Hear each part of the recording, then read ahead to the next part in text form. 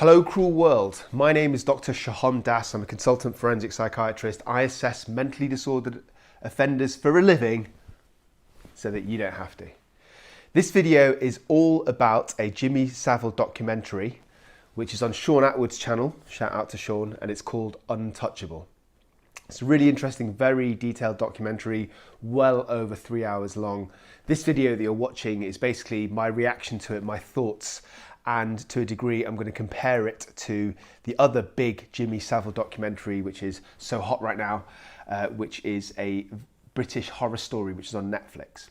I'm also going to talk in this video about new things that I learnt from watching Shaun Attwood's documentary, even after seeing the Netflix one, or things that I did know about but I didn't quite know the extent, and crucially why those things I think are important in understanding Jimmy Savile, how it's relevant to his psychoanalysis.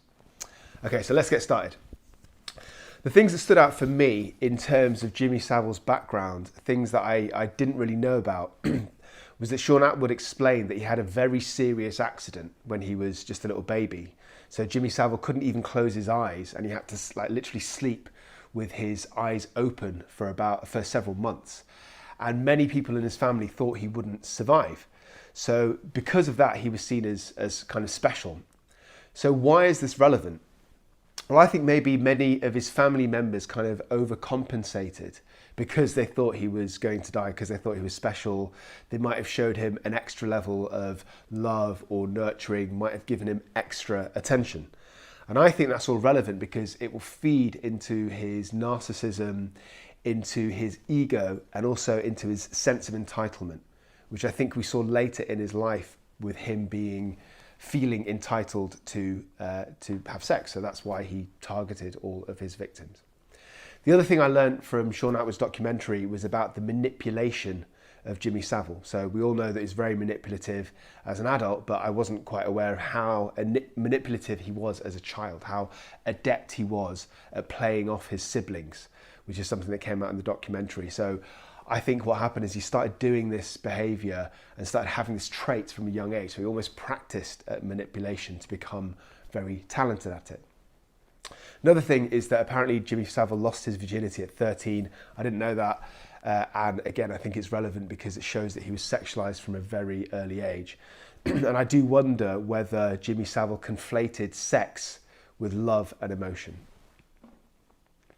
Something else that stood out was that Jimmy Savile really liked to be seen as being different. He didn't want to kind of blend into the background. He didn't want to just be one of a sea of faceless faces. He wanted to stand out. And to me, that speaks to his narcissism. So in the documentary, he gave this story. Actually, there's a clip of him. It was another expert telling a story of Jimmy Savile when he was down in the mines. What he would do is he would wash his face when he came out, when he finished his shift, and he would also change his clothes before he went down to the mine. And I think he was either naked or semi-naked, and then he put his clothes on at the end of the shift. Why did he do all of that? It's basically so when he finished his shift at the mine, he came out looking clean. And Jimmy Savile actually said in an interview that other miners and other people he worked with would make jokes about him being involved in witchcraft or having these magical powers. And even though Jimmy Savile laughed this off in a kind of joking way on this chat show, I think it really, again, it speaks to him wanting to speak out, wanting to seem almost mystical, or wanting to have this kind of image of being special. Another thing that I didn't know is that I think Jimmy Savile had a part of his image was that his background was poverty, being downtrodden. He talked a lot about working in the mines as a child, but I learned in this documentary that he was actually only in the mines for about 2 months because he had an accident. So it was actually a very small proportion of his life, but he liked to play it up because it helped with his kind of origin story. So that's something else that I learned. I assumed he was a miner when he was a minor, if that makes sense. In a few different videos that I've done on Jimmy Savile previously, I've explained in my psychoanalysis that I think he's exceptionally creepy, but I think he used this to his advantage by being weird, by being attention grabbing with his kind of ludicrous hairstyle, his gold chains, his tracksuits. And I thought all of this was because it helped him hide in plain sight. Now, what I'm saying is that obviously, just having all these character traits and this kind of background in itself doesn't explain his sexual offending, because other people will have similar backgrounds, similar upbringings. But I think it's one of the things that set him up for that. But I think his actual offending was more to do about being opportunistic. Like, he had such a big access to all of his victims, and that he was very talented, very adept in hiding his depravity. In terms of new things that I learned from the documentary, there were interviews by various experts, including Mark Williams-Thomas, who is a revered criminologist. There was even a brief appearance by a dapper-looking gold-toothed forensic psychiatrist. And some of these experts explained that Jimmy Savile didn't even pay for his food. So he'd go to cafes and he would get free food from being a celebrity, and he would kind of expect free things as well. He didn't even pay for his Rolls Royces, apparently, because they wanted to associate him with his brand. The other thing I learned is that he only finished 2 marathons, because I always thought in my head that he was like this, renowned charity worker, marathon runner, but I actually found out that for most of his marathons, he was driven. And I don't mean was driven as in was like well driven to train. I mean, he was physically driven in a car. So he'd start the marathon, was driven to the end, and was filmed finishing it. So it made him look like he did the thing, like he finished the marathon. The other thing I learned is that he often kind of slightly ripped people off with his charity work. So, for example, one of the experts in the Shaun Attwood documentary was saying that he would typically charge something like $3,000, which was a lot of money back in those days. It is still now, to turn up at charity events or celebrity shows, but he'd literally only stick around for about 15-20 minutes and then he would bounce.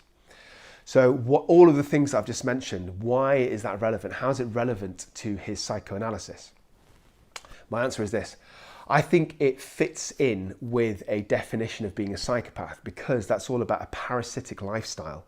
So parasitic lifestyle would include not paying for food, getting freebies and manipulation. Those are typical landmarks of a psychopath.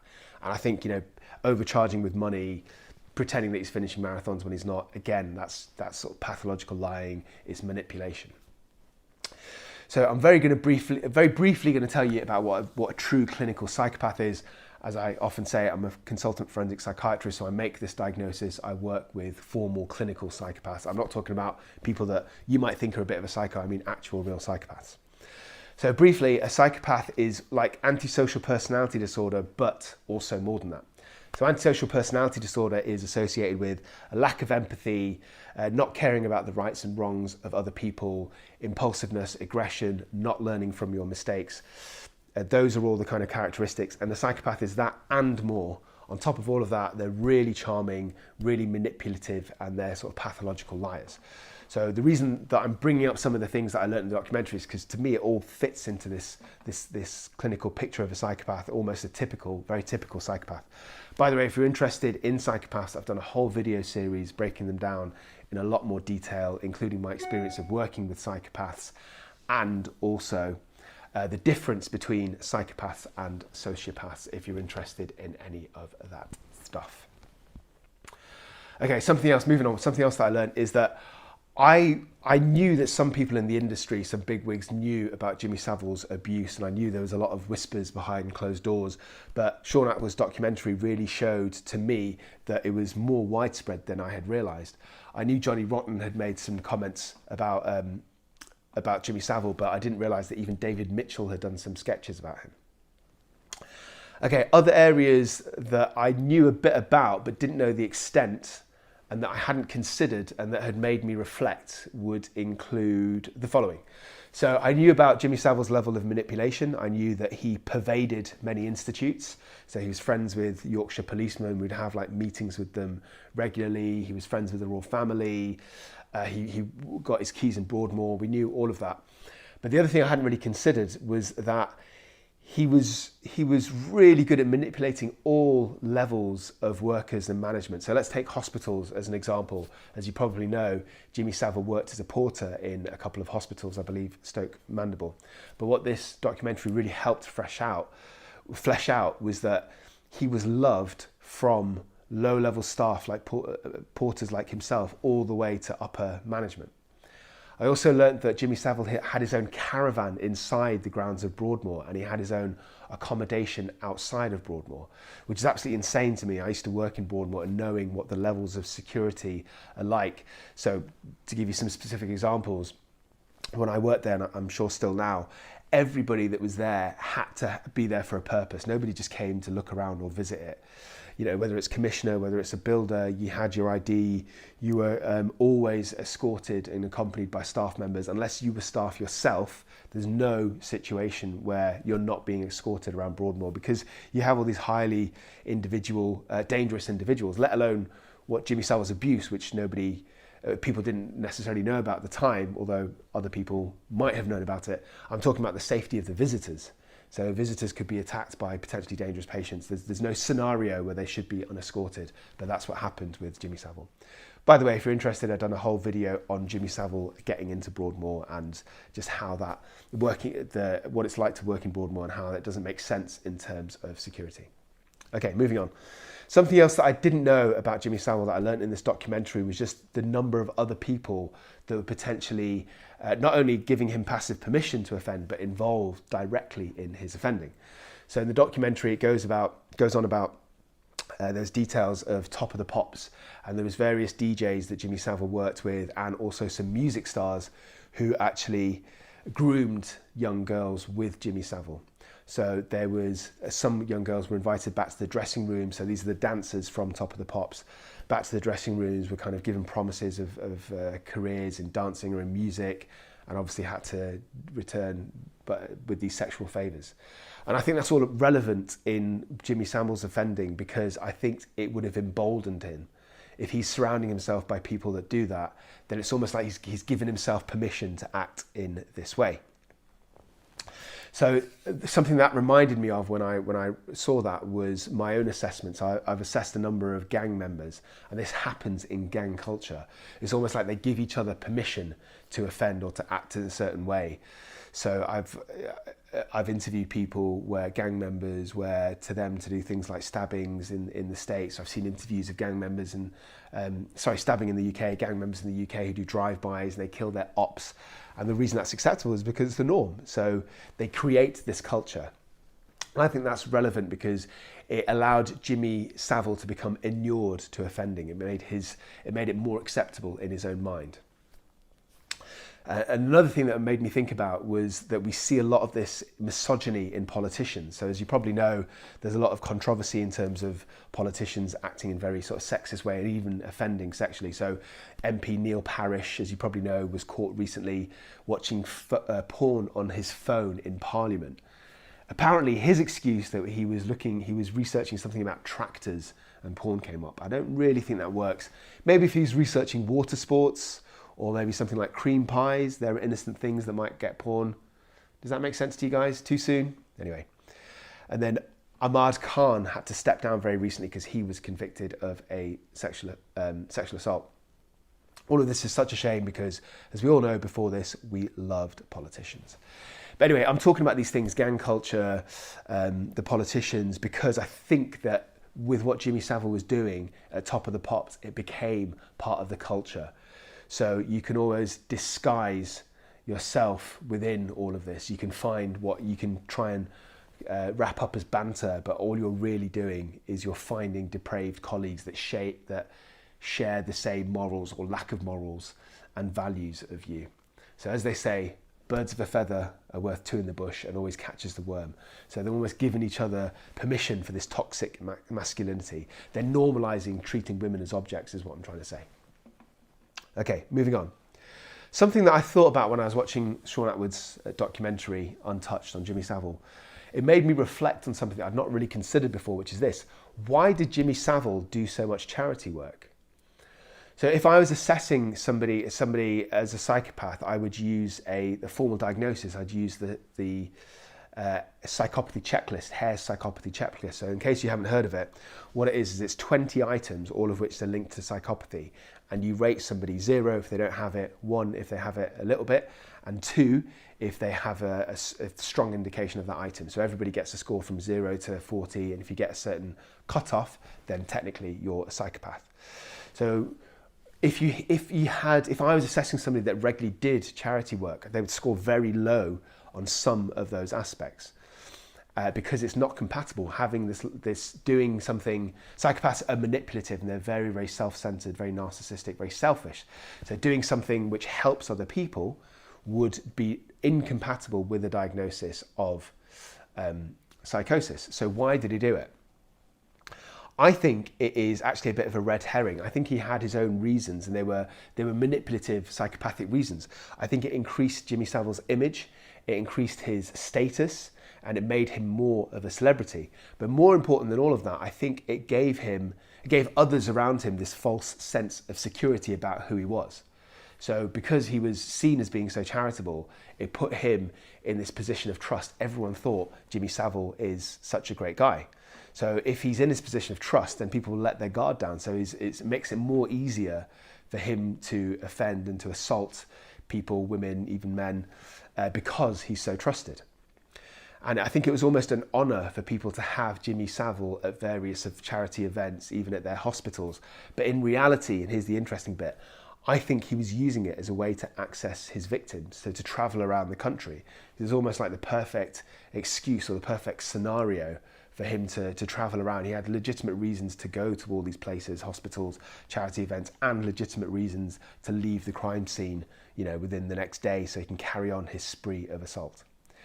By the way, if you're interested in the 𝐏𝐬𝐲𝐜𝐡 psychopathy checklist, I have done separate videos where I've carried out the formal use of the checklist, and I've tried to diagnose psychopathy in Michael Jordan and also Anna Delvey from the Netflix series Inventing Anna. So if you want to see what the scores were, go 𝐿𝐵𝐿𝐵, check out those videos.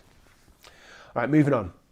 One area that I think Shaun Attwood's documentary did really well, and I would argue even better than the Netflix documentary, was telling the story of the victims of Jimmy Savile.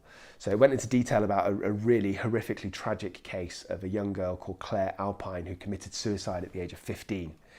And basically what had happened is that she had also been groomed at Top of the Pops. So she had been taken backstage. I think this happened on several occasions. And it felt her friend was on the documentary talking about Claire Alpine's experiences, because they would talk about it, and she explained that it felt fairly normalised because a lot of young girls were doing this, and they would all be plied with alcohol and drugs.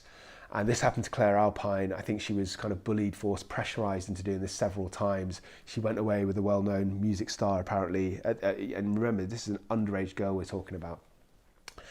And when this all happened, her mother eventually found out, and she tried to complain. After Claire Alpine committed suicide, her mother found her diary where she'd sort of laid out in detail all the abuse that had been taking place. But apparently Claire didn't feel that she could speak up because she was embarrassed about her actions. She was ashamed of what had happened to her. And that is very common in child abuse, and it's very common in grooming. So the perpetrator makes the victim feel as if it's their fault, so they're too embarrassed to come out about it. And apparently after the suicide, the mother actually complained to the BBC, complained to the police, and was basically ignored and was brushed under the carpet, which is just mind-blowingly sad to me. The other thing that really stuck out about this story was that apparently these young girls, including Claire Alpine, were drinking at the BBC bar when they were filming Top of the Pops. So the BBC can and probably has denied knowledge of many parts of what was going on, but how can you not know that underage girls are drinking at your bar? I think that's a little bit naive, if you want to know my opinion. By the way, everything I'm talking about, grooming, all of those kind of behavioural problems and the traits, I have outlined them in a video about grooming, and I've also talked about Britain's highest, most shocking grooming case of all time within that video. Go check it out. The links to all the videos that I mentioned should be in the descriptions if you want to go check them out. Okay, very briefly before we finish, I'm going to tell you my views on the Netflix documentary, which is Jimmy Savile British horror story, excuse me.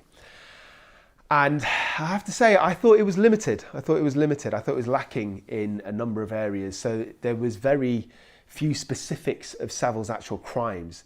Most of the documentary was focused on his public persona, and it was kind of focusing on him being a British icon. And it paid a lot of attention to the various social systems that allowed him to get away with his crimes for so long, especially the first half. And I get it that it's it's kind of part of his story. It's necessary to explain how famous and how loved he was, because that puts his abuse into context. It shows how everything that I was saying before, how he put people into a false sense of security and how he's managed to move around. So I get it. But here's my point. That's not the interesting part about Jimmy Savile. Like, him being famous, him being an icon isn't the thing that we want to know about. It's the abuse that we want to know about. And it was a two-part series, two-part special. The first part was almost like a PR show for Jimmy Savile, which is a little bit tasteless. And to be honest, worse than that, it's a bit dull. Like, I almost found myself falling asleep. I thought the second part was much, much better. But yeah, there was very few details about his offences. There wasn't that much from the victims. And that's why I think Shaun Attwood's documentary, Untouchable, was a lot more detailed and it's a lot more juicier, because it had these victim stories. And I get that I'm biased because Shaun Attwood is my homeboy, and also because I'm in the documentary. So that's why this is not a review, it's just my thoughts. The other thing I'd say about Shaun's documentary, it was very bold. So it tackled some areas, including like necrophilia. So the allegations of Jimmy Savile committing necrophilia, which most mainstream documentaries wouldn't touch. And I guess that's the advantage of YouTube, because the makers are independent. They don't have to please all these commissioners, and these commissioners might be sensitive about certain issues like necrophilia, and they have to worry about what's going to be acceptable in the mainstream, is what I'm trying to say. By the way, I should say, if anybody from Netflix is actually watching this, I didn't mean any of that. Please give me my own series. Okay, before I finish, my final thoughts on Shaun Attwood's documentary. I recommend that you watch it. I'm confident that you'll learn something new, even if, like me, you're relatively familiar with the case. If you watch the documentary and you've learned nothing new, then it means you knew everything already. Perhaps you're a tad obsessed with Jimmy Savile. Maybe you need to see a psychiatrist. I'm available next Tuesday. By the way, if you're interested in hearing about some of my real life cases, including assessing mentally disordered offenders myself professionally, giving evidence as an expert witness, and my psychoanalysis in particular criminal cases, then you should go and check out my interview that I did with Shaun Attwood when I was a guest on his channel. Again, links are below. Until next time, stay euthymic. It was a pleasure talking to you, and do not forget, I love you.